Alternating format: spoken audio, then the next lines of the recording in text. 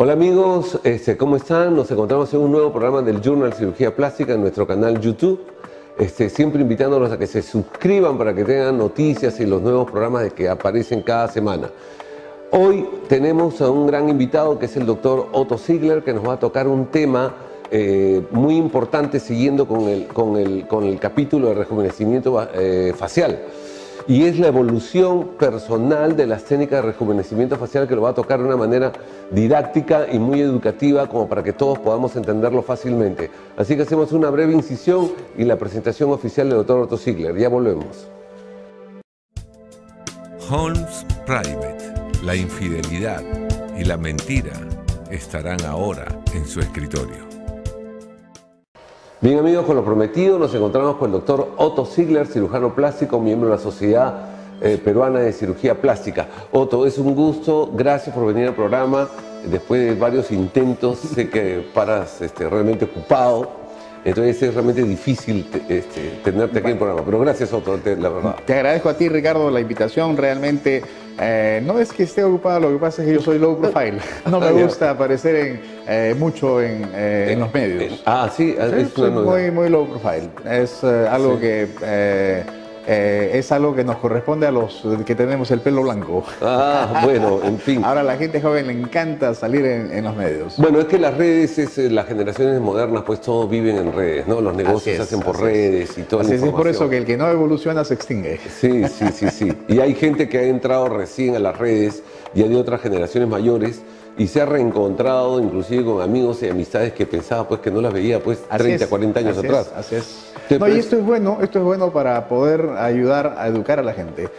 Porque hay muchos pacientes o muchas personas que no saben realmente cómo son las cosas y se ven expuestos a caer en manos que no son las correctas, ¿no? Así es, y justamente la finalidad de este programa es que sea netamente educativo, no es como se habla criollamente farandulero, ni que mira el esto, ni... Esa es justamente una de las razones por las cuales he aceptado tu invitación, Ricardo. Gracias. Porque he estado viendo tus programas y me han parecido alturados, correctos. Tratamos de ser lo más serio posible, Así es. No es acá la idea de decir, miren qué bonito, pero yo, no, sino es educar a la gente para que justamente, como dices tú, no caiga en malas manos. Y mira, y el dato lo repito y le doy la cantaleta de que recuerden de que hay 3.000 pseudo cirujanos plásticos en el Perú. Claro.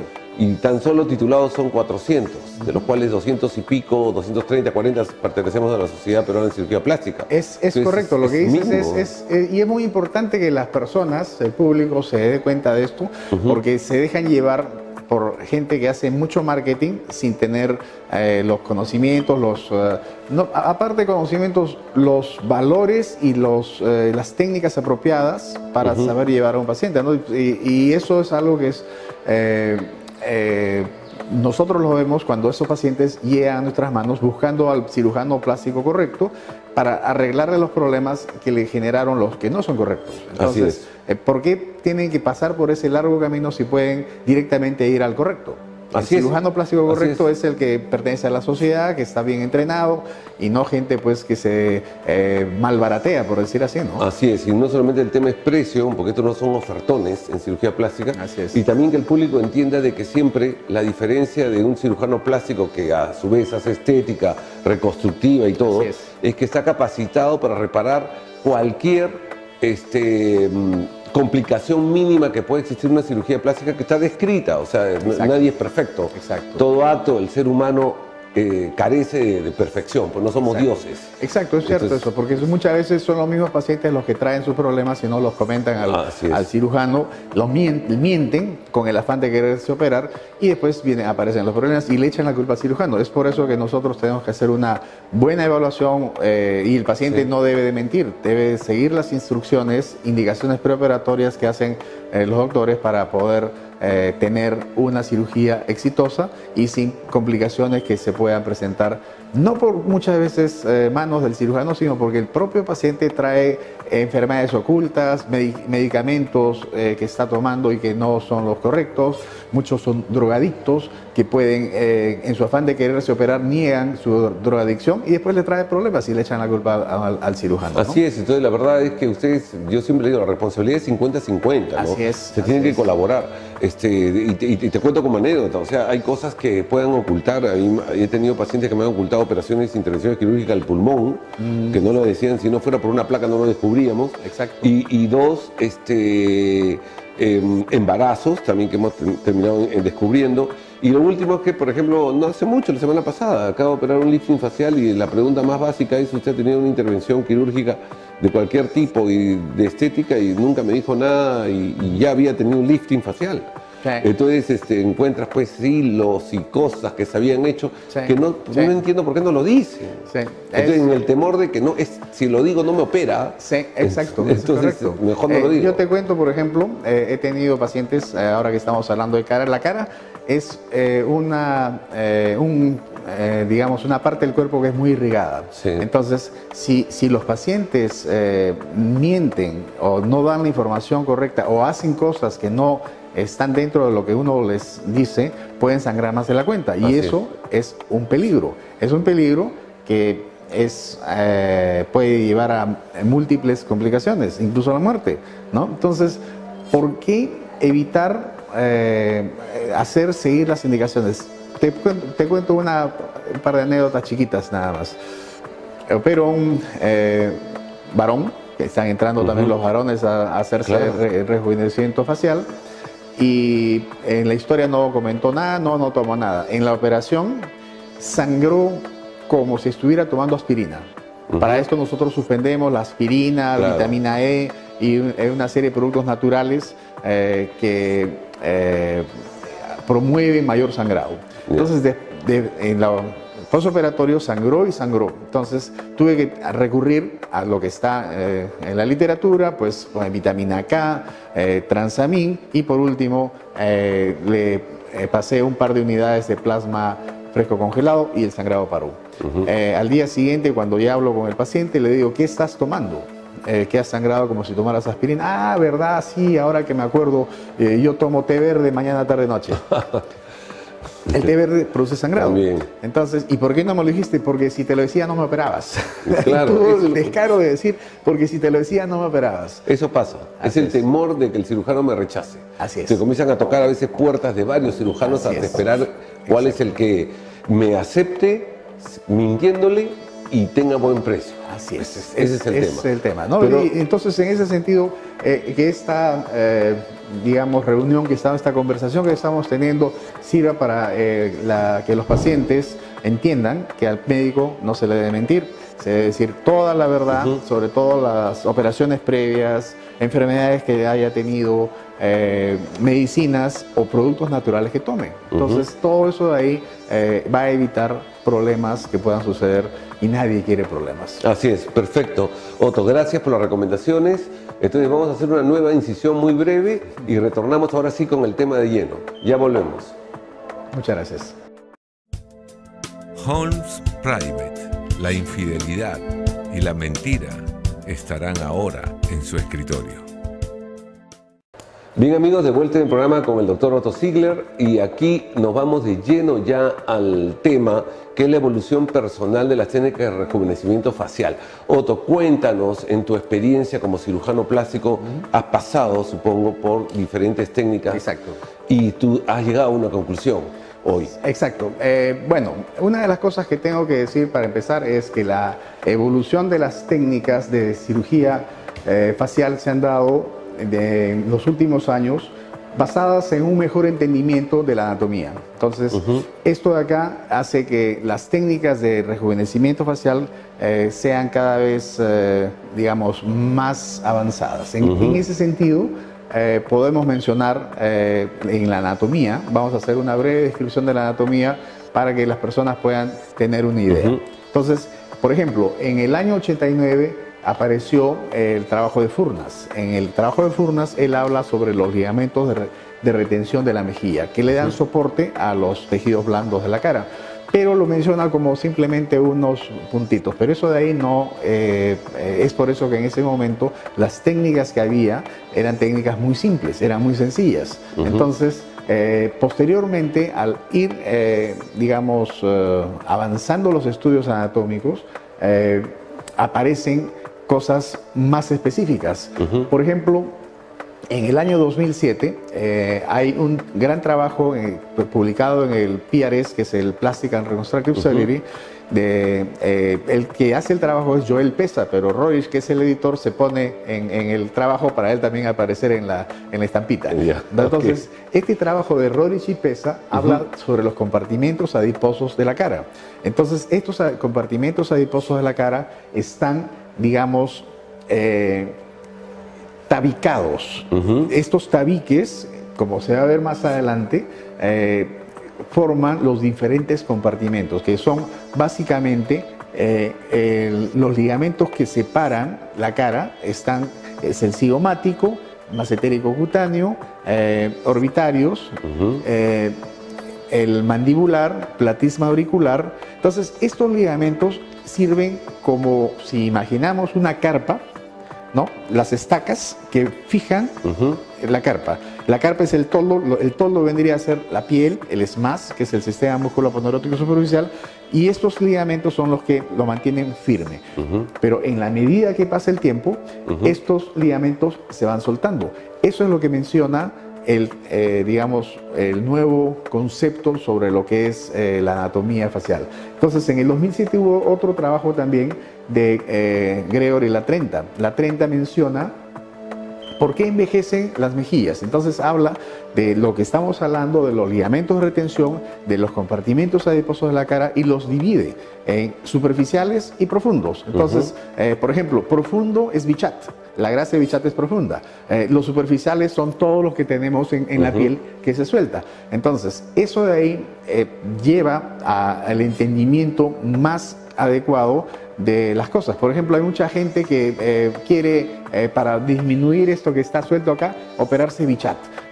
Y termina con un hundimiento de la cara, porque el Bichat es una grasa profunda, no es superficial. Entonces, esas cosas están mal desde el punto de vista de concepto.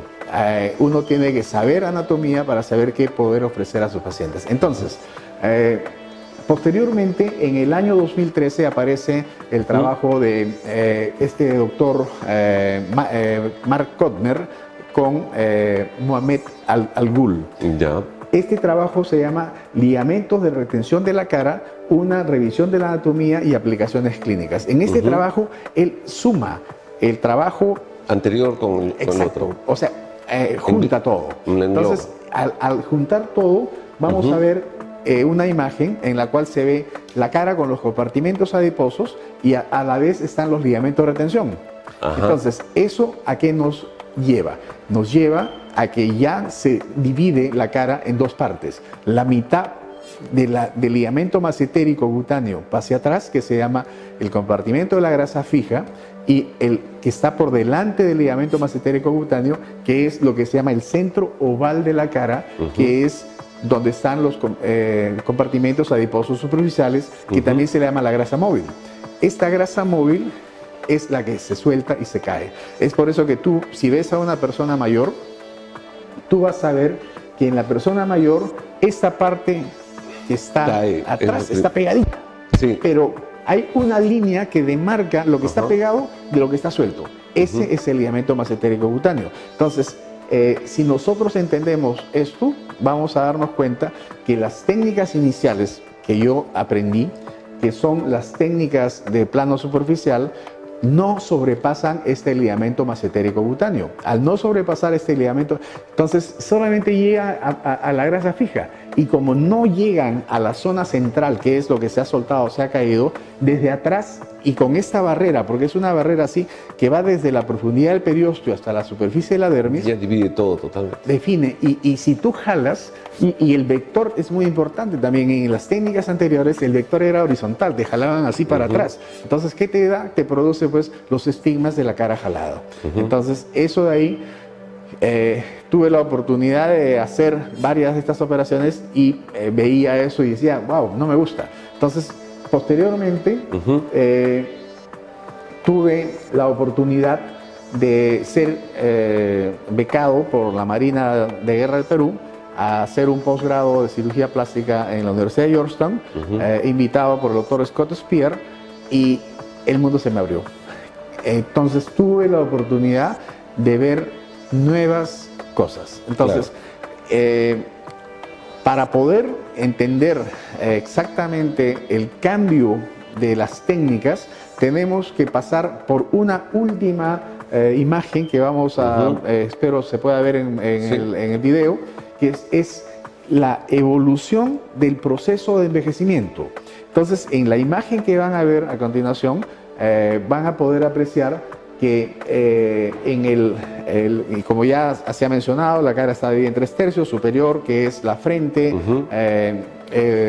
hasta el párpado superior; el tercio medio, que es párpado inferior, hasta la línea de mandíbula; y el cuello, que es el tercio inferior. Entonces, en esto, para poder hacer el concepto completo de lo que es el proceso de envejecimiento, tenemos que hablar de que el último, por decir, concepto es que el movimiento genera envejecimiento. Entonces, en el tercio superior, si nosotros, ¿qué tenemos en el tercio superior? Tenemos muy poco: piel, tejido celular subcutáneo, que es escaso, y músculos. Entonces, en el tercio superior nosotros tenemos 2 grupos musculares: los que fruncen el ceño y bajan las cejas, que son los corrugadores y procerus, y el frontalis, que es el que eleva las cejas. Entonces tenemos 2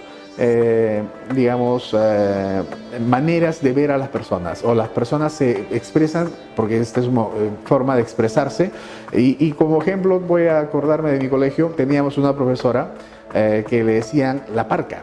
¿Por qué le decían la parca? Porque todo el día andaba con el ceño fruncido, molesta. Claro. ¿No? Tenía esa actitud de estar molesta. Y a la otra profesora le decíamos la zapaza. Era una profesora, Miss Kennedy se llamaba, que todo el día andaba con las cejas levantadas, las arrugas horizontales, ¿no? Y decía, hey kids, what's up, ¿no? Pero era en la,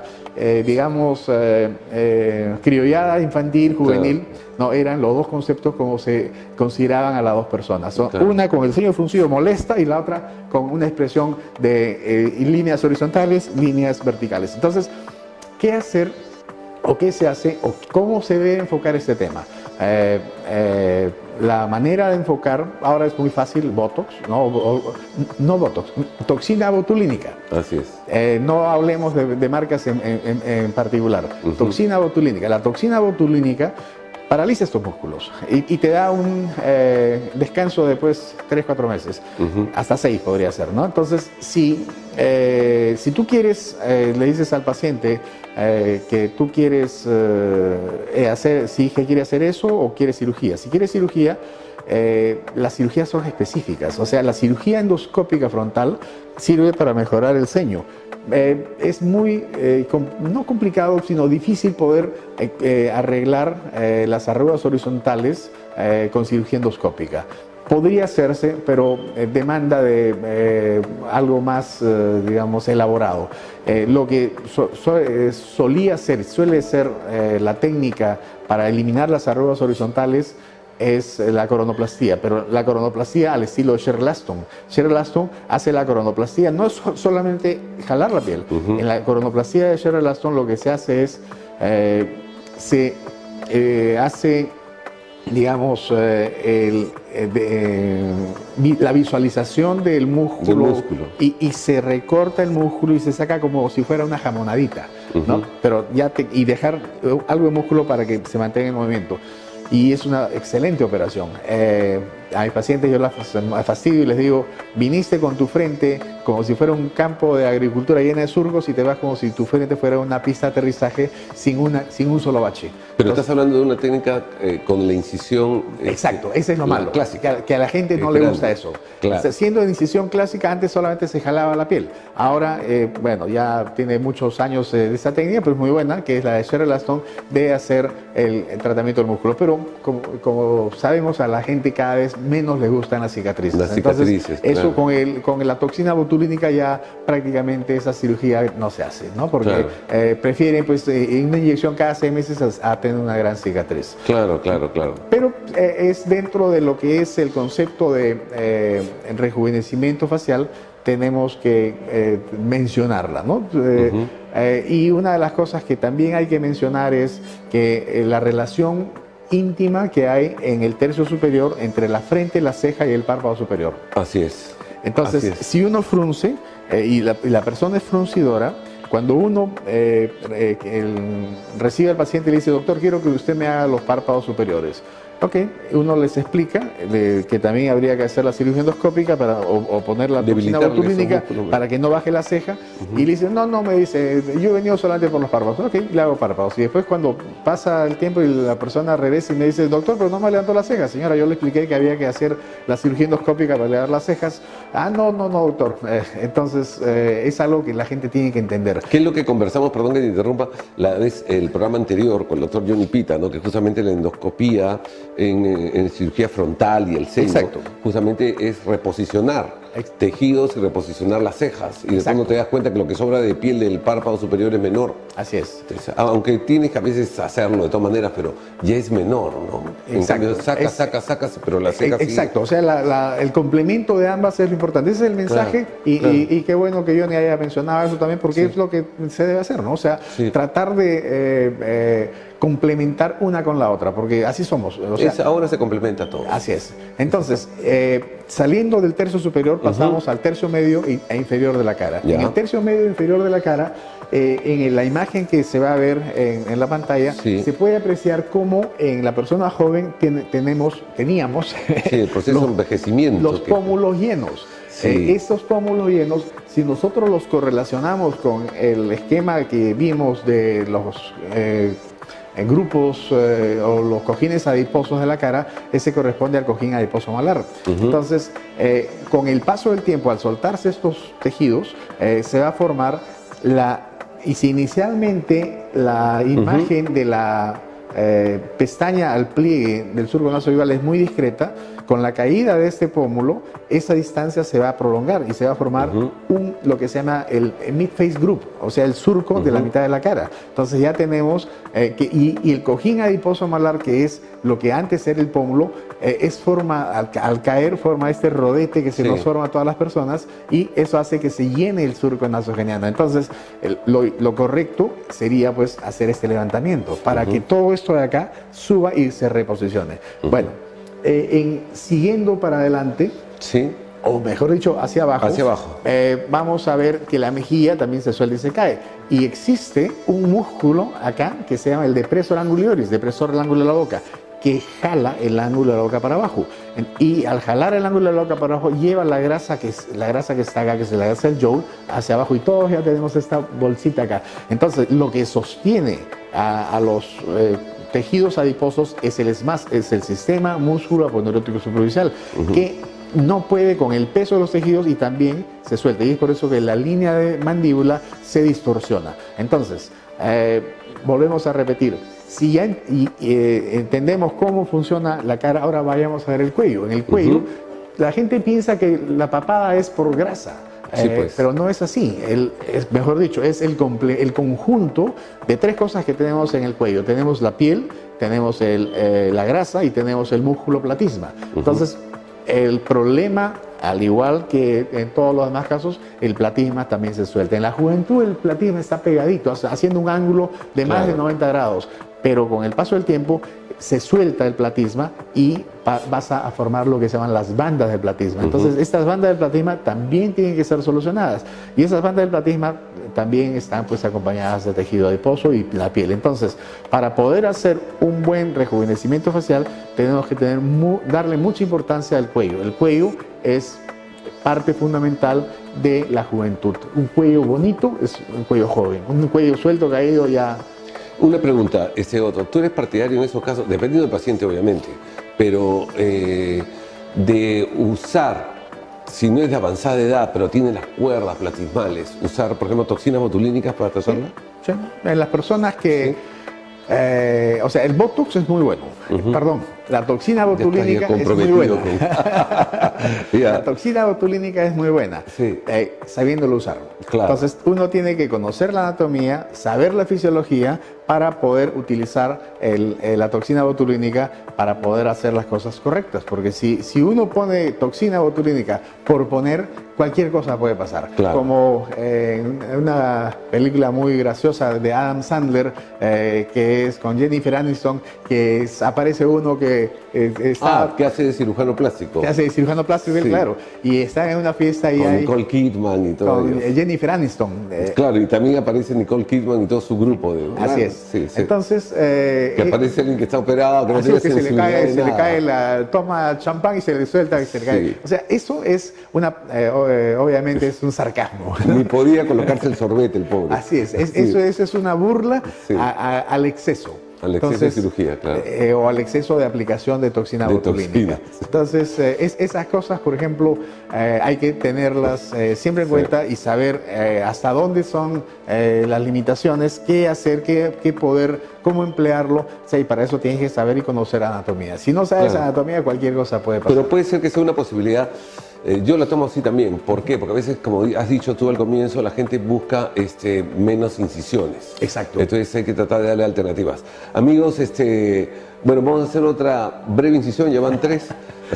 Seguimos haciendo incisiones, pero son breves, así que volvemos. Son muy finas, ¿ah? La vamos a hacer con láser. Y volvemos al programa. Muy bien. Holmes Private, la infidelidad y la mentira estarán ahora en su escritorio. Bien amigos, de vuelta al programa con el doctor Otto Ziegler y estamos en un interesante programa y realmente muy educativo. Otto, realmente está siendo muy didáctico, te felicito. Y en el proceso de envejecimiento quisiéramos, la gente se va a preguntar, todo el público, ok, estamos envejeciendo y después que pases a ver qué haces para resolver esos problemas, ¿no? Correcto, una pregunta que nos lleva a dos respuestas, ¿no? En estos momentos, como tú bien dijiste, las personas quieren cada vez menos cirugías. Sí.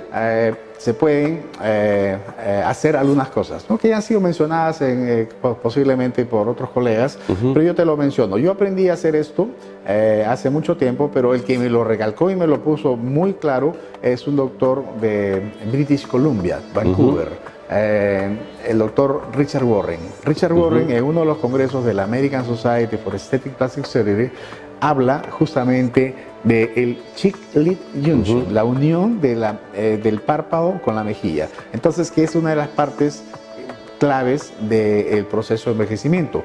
Ya sea el cojín adiposo cae hacia abajo o en algunas personas se atrofia, entonces se aplana los pómulos. Entonces, él menciona, y es algo que yo empecé a hacer desde ese momento, a poner injertos de grasa en los pómulos y en los surcos nasogenianos.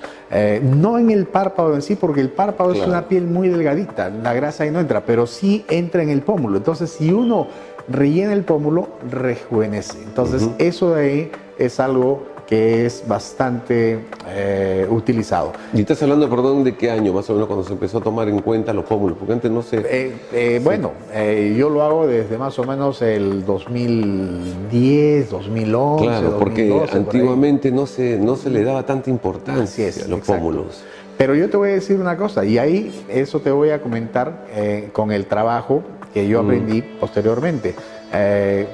Y para poder llegar a ese trabajo, que es el trabajo del doctor Owsley, John Owsley, te voy a seguir contando las anécdotas, pero déjame primero contarte en la evolución de las técnicas de cirugía, porque lo otro no es quirúrgico, es un procedimiento no quirúrgico. En las técnicas de cirugía, ¿qué era lo que sucedía? Entonces, para esto te voy a contar lo que aprendí de residente. Cuando era residente, aprendí las técnicas del plano superficial. En las técnicas del plano superficial, que van a poder ser vistas en una diapositiva, ¿no? Podemos ver que se hace un despegamiento. Las incisiones son delante y detrás, que son conocidas por todos, ¿no? Pero el despegamiento de la piel es solamente hasta acá. Es un despegamiento discreto y el vector de digamos, estiramiento es hacia atrás. Entonces, al no llegar a pasar el ligamento masentérico cutáneo, te jalaban para atrás y como no se llegaba al centro oval de la cara, este se estiraba y se veía pues con los estigmas de cara jalada. Claro. Esa cara jalada es muy conocida y se ve pues, y ese, digamos, es el paradigma de la cirugía facial. No, yo no me quiero operar la cara porque después mi cara cambia, ¿no? Se ve estirada, se ve jalada. Entonces yo me quedé con ese concepto. Y como te dije, tuve la oportunidad de ir a este posgrado en Washington, en la Universidad de Georgetown, y dentro de lo que se llamaba el National Capital Residency Program, que era el programa de residencia de la capital nacional, tuve la oportunidad de visitar varios hospitales, ¿no? Entre ellos es el Hospital Suburban, donde estaba el doctor Temurian. Y el doctor Temurian me presentó una técnica innovadora, una técnica de avanzar más allá del ligamento mesentérico cutáneo, o sea, era un amplio despegamiento cutáneo y levantar el SMAS. ¡Wow! Dije, ¿qué tal técnica? Bueno, la empecé a hacer de manera muy... cuando regresé de mi posgrado en el año 90, comencé a practicar eso, pero muy low profile, porque estaba recién experimentando. Hasta el año 94. En el año 94 aparece en el PRS, Plastic and Reconstructive Surgery, la técnica del doctor Temurian, en enero del 94, llamada The Multiplane Facelift.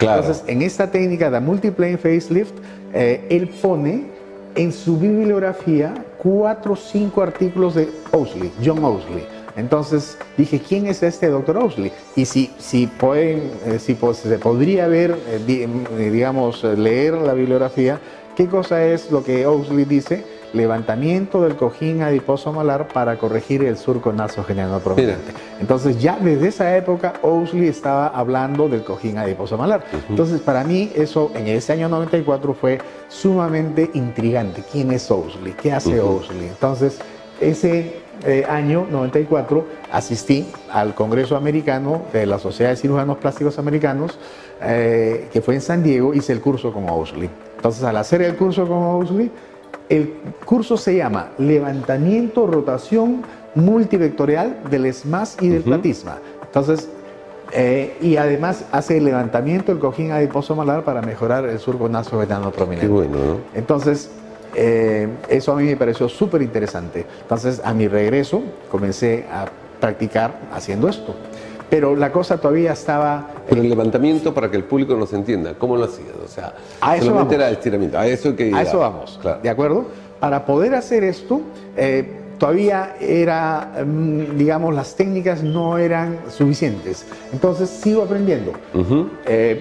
Si aparece en la imagen, ahí está.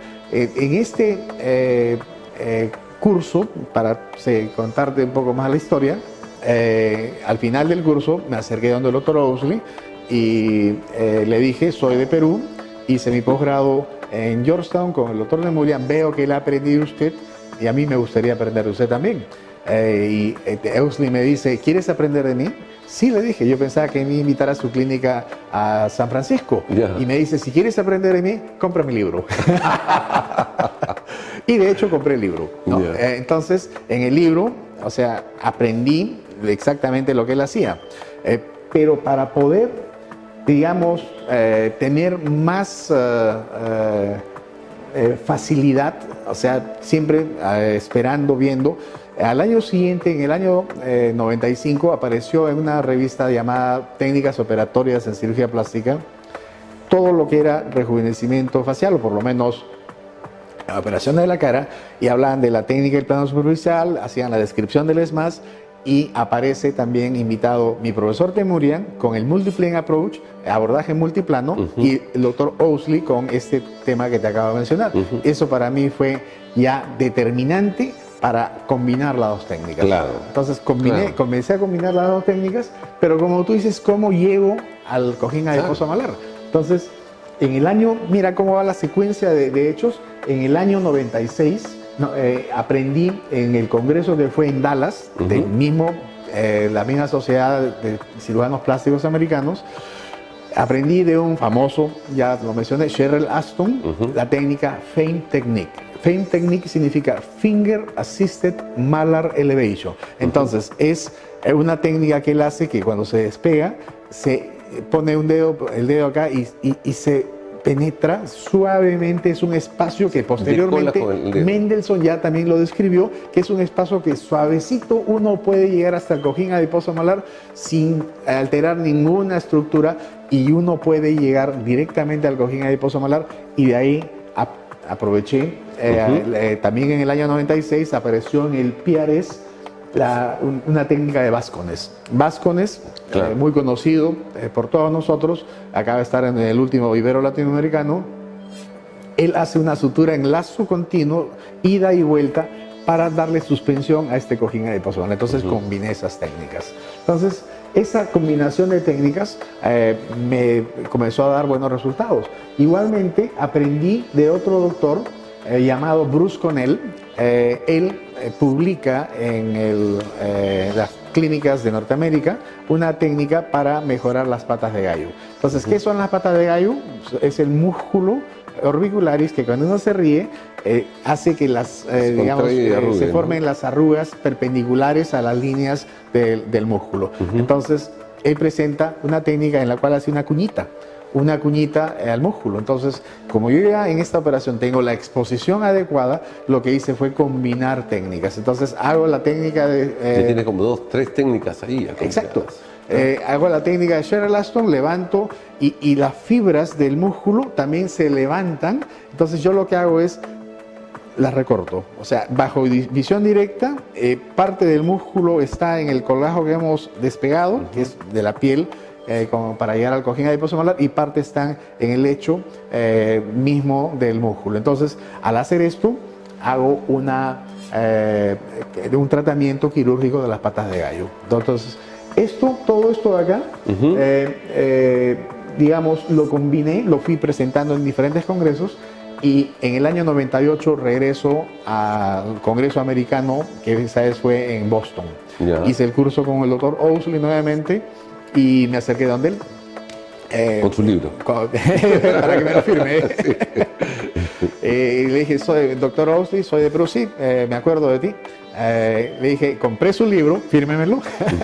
Y he combinado su técnica con la del doctor Temurian, etcétera, ¿no? Le comenté todas las técnicas que había juntado, y me dice, no, eso no se puede hacer acá. En este país nosotros respetamos la propiedad intelectual, cada uno hace su propia técnica. Discúlpeme, doctor, no lo quise molestar, y me regresé pensando pues que era un pirata del Callao. Bueno, que Estados Unidos es rígido en eso. Acá pues pirateamos todo. Sí, entonces, con esa combinación de procedimientos, que como tú ya viste, son de diferentes doctores, es el doctor Temurian, que es el abordaje multiplano con amplia disección subcutánea, llegando hasta el mismo surco nasogeniano, ¿no? Y levantamiento del ESMAS, el levantamiento del ESMAS al estilo de Owsley, multivectorial, con el levantamiento del cojín adiposo malar. Y para poder llegar al cojín adiposo malar, hacemos el FAME Technique, que es el Finger Assisted Malar Elevation, para llegar tranquilamente, digamos, sin alterar ninguna estructura. Y de ahí hacemos la técnica de Bascones para hacer la fijación. O sea, tú, perdón que te interrumpa, en esa técnica estás levantando con el dedo, decolando con el dedo. Primero la parte de abajo. Más. No. Encima. Tú lo estás haciendo simplemente superficialmente. El ESMAS no llega arriba. El ESMAS solamente llega hasta acá. Claro, por eso tú lo que estás tunelizando superficialmente. Exacto, para llegar ahí. Para llegar al cojín adiposo malar. Al cojín adiposo. Ya. Entonces, ese es un trabajo que fue presentado en el 2012, 2 trabajos que fueron presentados en el 2012 en Vancouver, en la Sociedad Estética Americana. Uno de un doctor que lo que hace es buscar el punto de inflexión, donde el ESMAS se suelta, es el punto de liberación del ESMAS, para poder levantarlo y rotarlo sin ningún problema. Y el otro es el trabajo de Mark Manny, en el cual con estudios microscópicos determina, evalúa que el ESMAS solamente llega hasta acá, el ESMAS no llega más arriba. Entonces es por eso que para poder levantar el cojín adiposo malar hay que trabajarlo independientemente. Es por eso que la combinación de esas técnicas da buenos resultados. Entonces, y lo que hace es, tal como te voy a mostrar, en la siguiente, digamos, evolución de lo que está sucediendo. Al combinar todas estas técnicas, las presento en el Congreso Ibero Latinoamericano del año 2000. Entonces, al presentarlas, se me acercó bajando del podio un famoso doctor, el doctor José Guerrero Santos, de México, su escuela jalisciense de cirugía reconstructiva.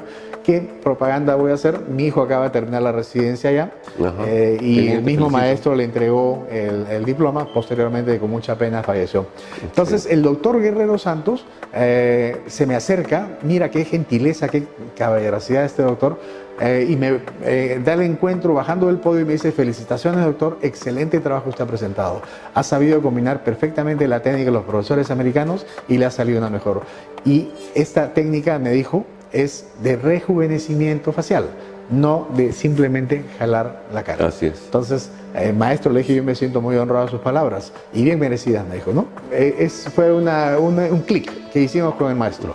No, a partir de ahí nos hicimos amigos, y posteriormente, en el año 2009, presenté en el Bolivariano, como vamos a ver más adelante, pero quisiera aprovechar, antes de poder seguir, hacer algunas, si se va a ver en pantalla, más adelante, se puede ver en esta imagen que estamos presentando en estos momentos, podemos ver cómo es digamos, el concepto. La amplia disección subcutánea. Que es bien amplia. ¿No? La línea roja es la que marca el ligamento masentérico cutáneo. Lo amarillo es el cojín adiposo malar y obviamente pues la flacidez y soltura de toda la cara. Y tenemos una paciente con el mismo, digamos, el envejecimiento, ¿no?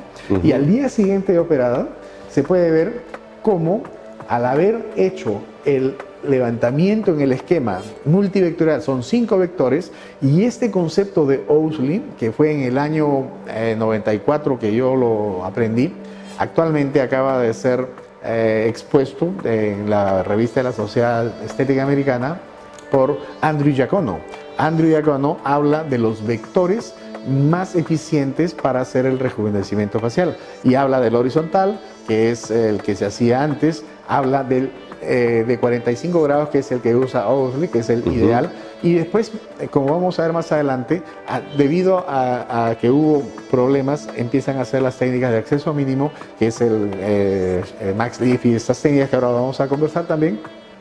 Ellos hacen el levantamiento vertical hacia arriba, que tampoco es el más recomendado según Andrew Giacono y según Owsley. Entonces, yo me baso en esos conceptos para poder llevar a cabo esta técnica, que es básicamente el levantamiento, de la piel, que es con la amplia disección subcutánea, llega perfectamente. 2, del músculo, el SMAS y el platisma, que se lleva, o sea, se llama cervicoplastia lateral, ¿no? Pero te llevas el platisma hacia arriba. Hacia atrás. Hacia atrás. Por eso están los 5 vectores. Los vectores acá estás llevándote hacia atrás. El SMAS es para arriba. ¿Y lo trabajas debajo, super SMAS? Sí, sí. Claro, para poder traccionarlo. Hay en eso otro gran profesor, gran maestro que acaba de estar acá también en el último vivero latinoamericano, que es el doctor Thomas Bix. Él dice, hay 2 tipos de cirujanos de cara: los que son plicadores, plicators, y los que son los que hacen la esmastectomía, o sea, que hacen el levantamiento del SMAS y la reposición del SMAS. Yo soy de ese tipo. No soy plicador. El plicador es poner el puntito nada más. No, en cambio, para hacer igual que un sastre. Tú cuando tienes una ropa que te queda grande, ¿quieres que le hagan plieguecitos nomás o que te la desarmen y te la entallen a tu cuerpo? Obviamente, el buen sastre hace eso, le entalla a tu cuerpo, a tu medida. Ese es lo que hace un levantador de SMAS y reposición, porque eso es una reposición. Lo que se ha soltado, se ha caído, tienes que reposicionarlo, llevarlo hacia arriba y en esos ángulos y de la manera que te estoy comentando. Perfecto, y en la figura se ve, aparte de el levantamiento del cojín adiposo malar, que es independiente. Ya, ¿De acuerdo? Ok, Otto, vamos a hacer una nueva incisión, nos pide aquí la producción. producción. Muy bien. Nos corta un poco la viada, pero vamos bien porque el resultado es realmente impresionante, lo que estamos viendo, ¿no? En el postoperatorio. El postoperatorio es bueno y si el paciente tiene buena, no tiene ningún problema de sangrado, pues, evolución rápida. Perfecto. Así que amigos, regresamos luego de una breve incisión. Llevan como cuarta. Estudiamos luego. Holmes Private, la infidelidad y la mentira estarán ahora en su escritorio. Bien amigos, continuamos con la presencia del doctor Otto Ziegler y Otto, continuemos con tu exposición. Aquí vemos en las imágenes ya no una dama, sino un varón, que aparentemente es una cara complicada, ¿no? Por la cantidad de proceso de envejecimiento. Si nosotros analizamos esta cara con la imagen, son dos trabajos diferentes. El de la izquierda es el trabajo presentado en el año 2007 por Rodrich y Pesa, y el de la derecha es el presentado en 2013 por Mohamed Al-Ghul y Matt Gotter. Pero podemos, si nosotros hacemos la semejanza o por lo menos la comparación entre ambos, vamos a ver lo que te hablé en un inicio, que el ligamento masentérico cutáneo que se ve como una línea blanca en la mitad de la cara es la que demarca la grasa fija que está hacia la oreja y la grasa móvil que está hacia la nariz. Entonces, y es la grasa móvil la que se suelta. Entonces, al soltarse, se va a aumentar el surco nasoyugal, va a aumentar, se va a formar el mid face group, que es el surco que todos tenemos acá, va a aumentar el surco nasogeniano, y acá hay un punto adicional. Algo que fue lo que a mí me motivó a seguir investigando. Tuve una paciente que me dijo, después de operada, me dijo, me has dejado la cara muy bien, la cara y el cuello muy bien, pero no me has arreglado esta línea de acá. Mira, le dije, yo soy el que más lejos llega, el que más estructuras levanta, pero no puedo llegar a esta parte. Pero te prometo, sí, le dije, que apenas aparezca la técnica, yo la voy a aprender. Muy bien. Entonces, como pertenezco a las dos sociedades americanas de la cirugía plástica, me llegan las revistas, me llega la información, y en el año 2006 llegó una técnica muy interesante de un doctor francés llamado Claude Leloir. Claude Leloir hace, si ustedes ven, para no salir de este esquema, si ven la última flecha, la de abajo, la negra que está abajo, marca justamente la comisura labial. Sí, esta comisura labial era complicada, ya no es complicada. Entonces, ¿qué cosa es lo que hace esta? Entonces, esto lo vamos a, enfocar un minuto más adelante. En estos momentos quiero hacer una, una conclusión de hasta el momento, para poder llegar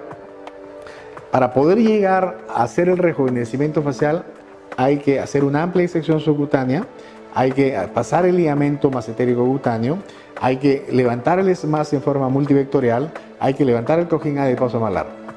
Y en el cuello, esta parte de acá, el tercio inferior, era lo que me quedaba todavía,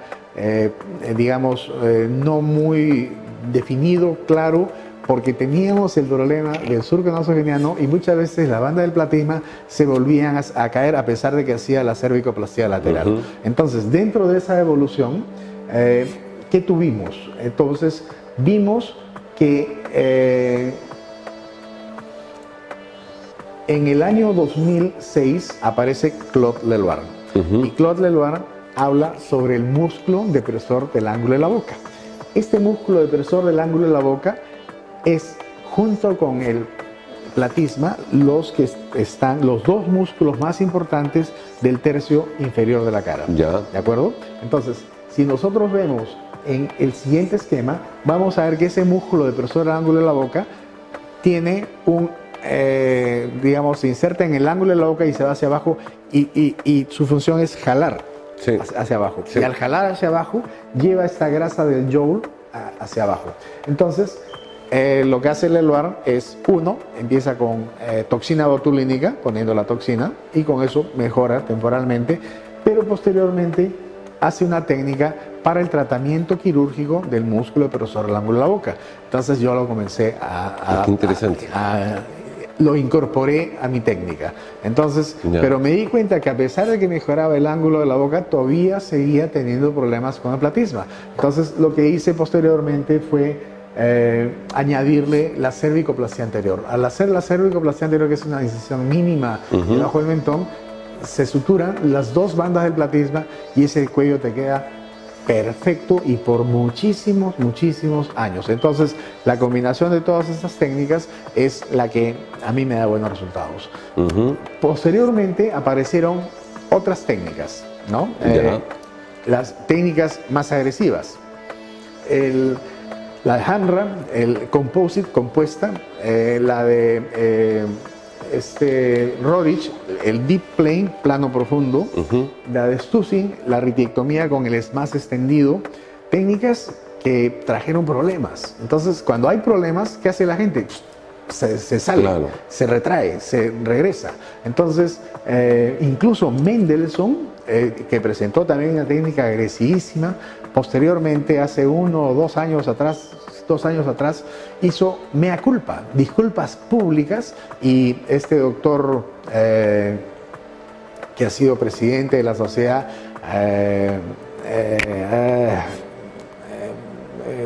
bueno, ahorita me acuerdo el nombre, dijo en público: no te preocupes, lo bueno, lo importante es saber reconocer que te equivocaste.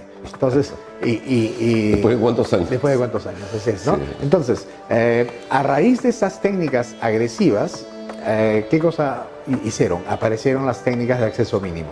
Tenemos entre las de acceso mínimo, tienes la de el Quick Lift, tienes el Max Lift, tienes el Short Scar Lift, ¿no?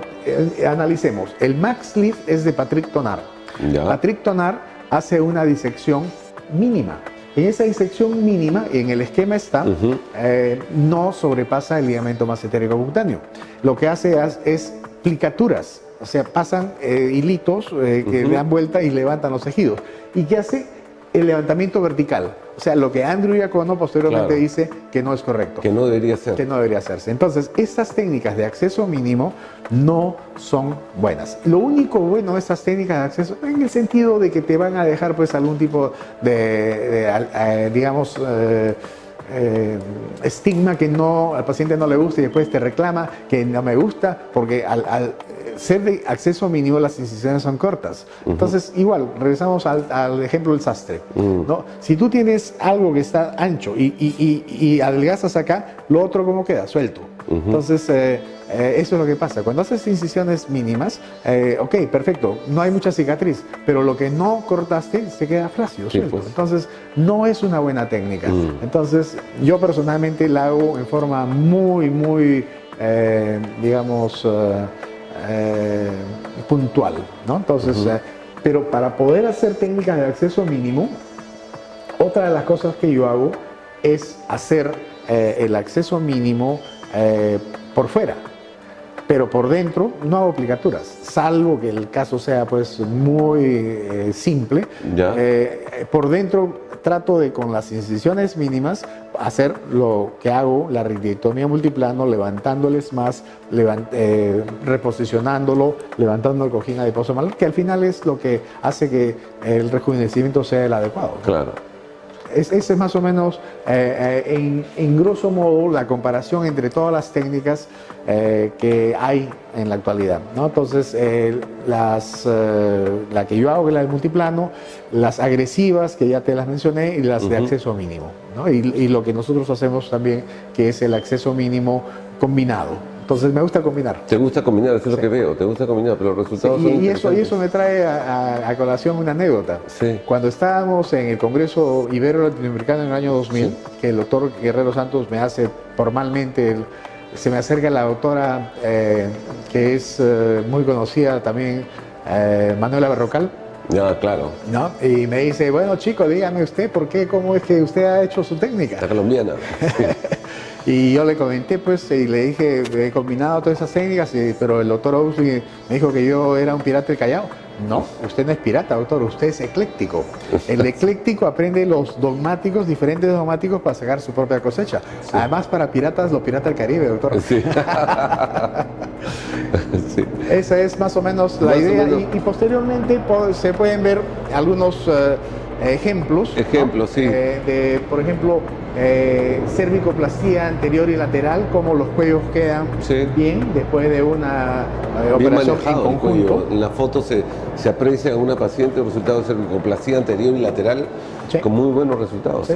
Es otra de las cirugías complementarias que se hace, ya hemos hablado del tercio superior de la cara, que es la cirugía endoscópica frontal más la blefaroplastia superior. ¿No?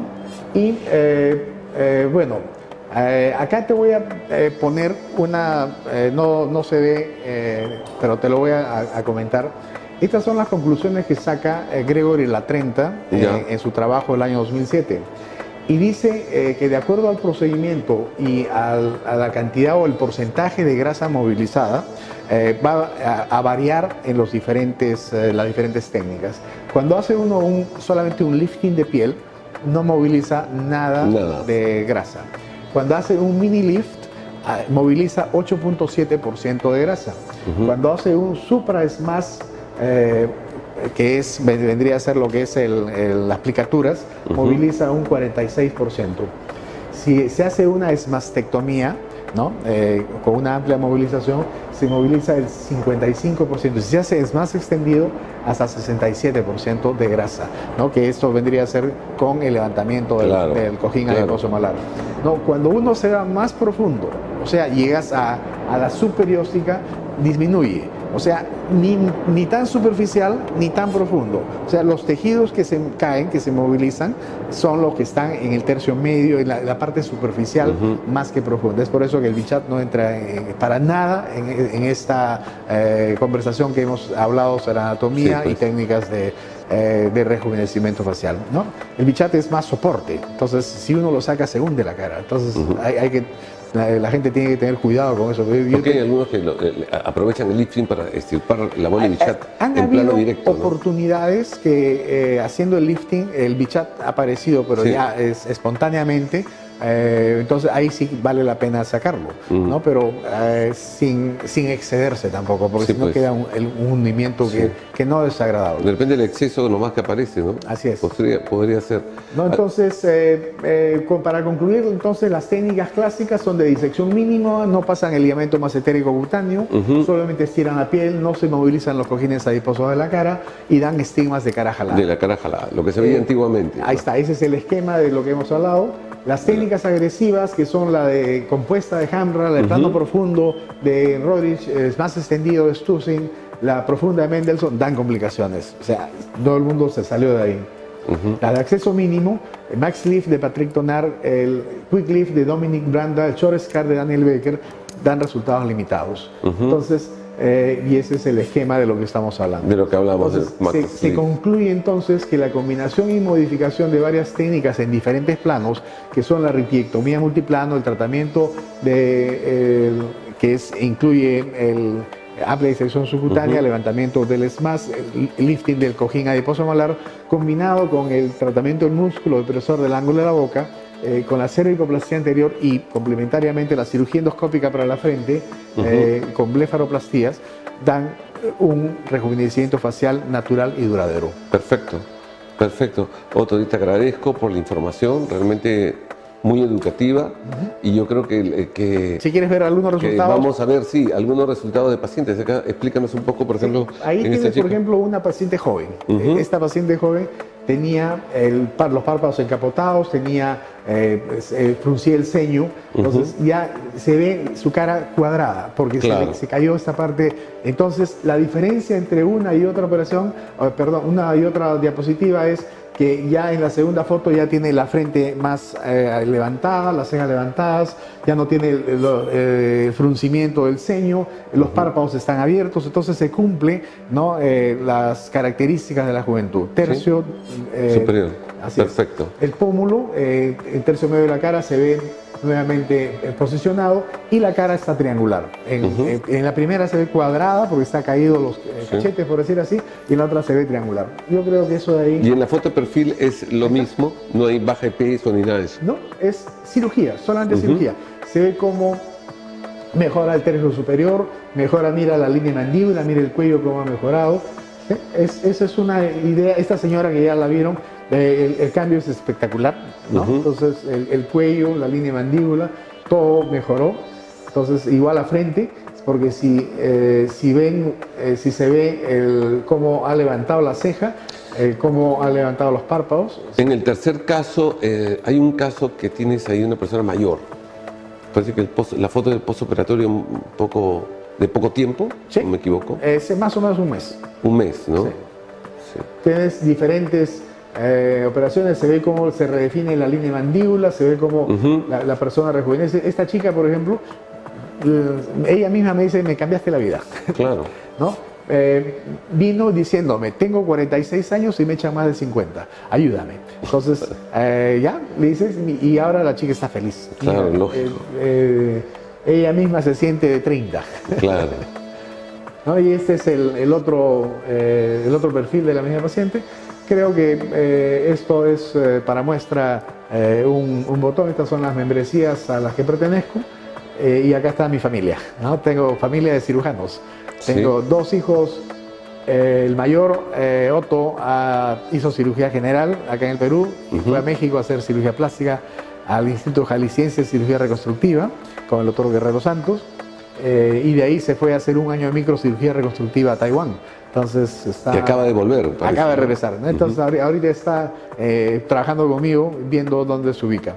Entonces, bueno, pues te felicito, Otto, porque ya es toda una familia de cirujanos. Sí, y el segundo es cirujano oncólogo. Está haciendo, terminó en el INEN, cirugía oncológica, y ahora trabaja en el servicio de mastología en la Ricardo Palma. Y también trabaja conmigo en la clínica. Mira, te felicito, realmente es muy agradable ver todo un tema familiar. Sí, es una cosa satisfactoria poder compartir con los hijos ahora ya como colegas. Sí, muy interesante, y debe ser muy amical también la relación que tienes con tus hijos ya no solo como colegas. El único que no está de acuerdo es el tercero, que es ingeniero, porque hablamos de medicina nada más. Claro, ya se sientan a almorzar juntos y están perdidos. Así es. Pero bueno, ya tendrías que hablar de algo de ingeniería biomédica. Exacto, algo un punto intermedio. Nanotecnología y qué sé yo, algo de eso. Así es. Bueno, Otto, ha sido un gusto tenerte en el programa. Te agradezco. Muchas gracias. Tus saludos al público que va a estar viéndote y al tanto de todo lo que les has dicho.